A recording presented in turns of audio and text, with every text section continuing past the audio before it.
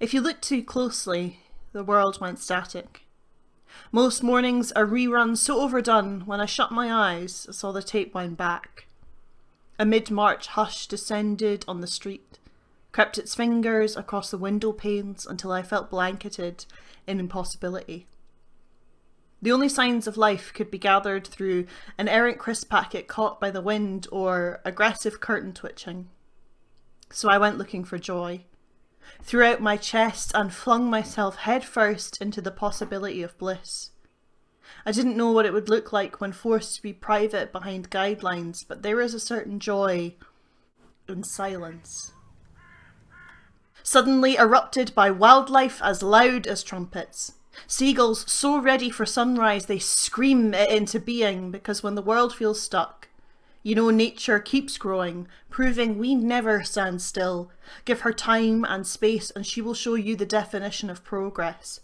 And it isn't repaved or remodelled or seeking funding on Kickstarter. From window boxes to militant butterflies that expertly push against the breeze, nature interrupts us constantly. Grows through the concrete, as the deep-seated smell of rain on pavement drifts in with the droplets that drum on the roof above us. Do you think birds know how much we love them? That may sound like a stupid question, because it probably is. But we've pinned enough hopes onto feathers to populate an apiary of great kiskadees and seagulls alike, standing feather to feather, soaring above us all in unchosen ignorance of the way we turn their territorial cries into a symbol of persistence, that we can still regrow, rebuild, rewild from figs to fish.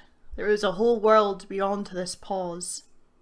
There are roots beneath the ground, connections hundreds of years old, and this is not some doomsday proclamation stating nature does not care and will be here long after us.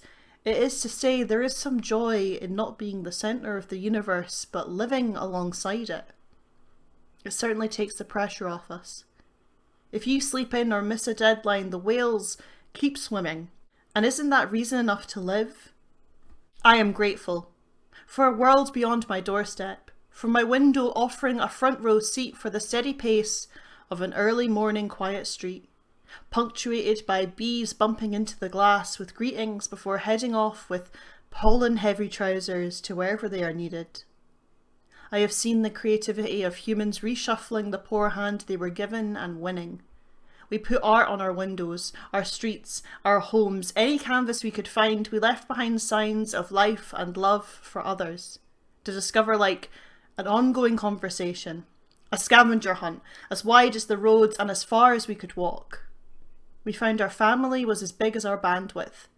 Whether it be the ones we chose or those we were born with, we proved our kitchen tables could be anything. A humble piece of flat wood sanded down to host the greatest exploits of our imagination. We found ways to keep making, keep sharing, keep talking. We spent hours learning the intricacies of webcams just to show someone how much we care. You can't hold hands through the internet. But we found togetherness wasn't always limited by location. It can be found in the bottom of a warm mug, at the end of a phone, or free for 40 minutes. Some of us took the time, went walking around streets we'd never looked at, took notice, became expert geographers of our cul-de-sacs and learned the city beyond our corner.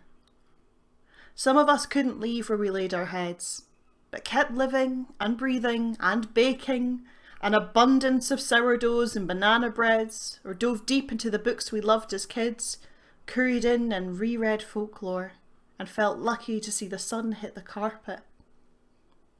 It felt like we were nesting. Our sofa could be our new soulmate, one that always gives back and fits to our needs. We surprised ourselves with the discovery that there is a joy in repetition. The same stitches 1,000 times makes the strongest jumper. The same joke told again can still be funny, at least to me. And the same days over and over is still a life worth laughing with. Waking up next to the same face every day is a blessing. In hopeless times, we built a joy unlike any other, and we found it at home.